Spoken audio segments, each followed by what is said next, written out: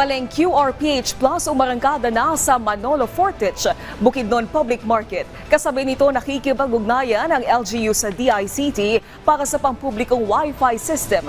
May balitang pambansa si Ali Osenya ng Philippine Information Agency.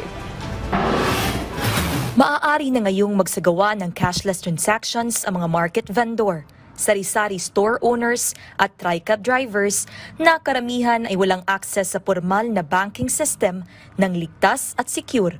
Sa pamamagitan ng programa ng Bangko Sentral ng Pilipinas, ang Paleng QRPH Plus.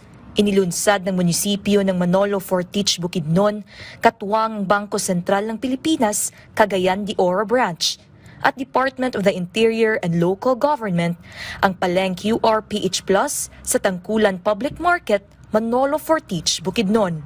Kani atong mga transaction account, mura na ning bangko.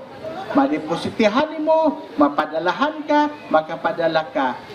Para matiyak ang tuloy-tuloy na transaksyon, nakipagtulungan ng LGU Manolo Fortich sa Department of Information and Communications Technology para sa pampublikong Wi-Fi system.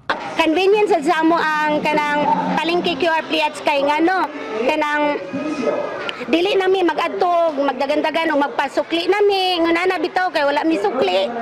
Mula sa Philippine Information Agency Region 10, Ali Osenya para sa Balitang Pambansa.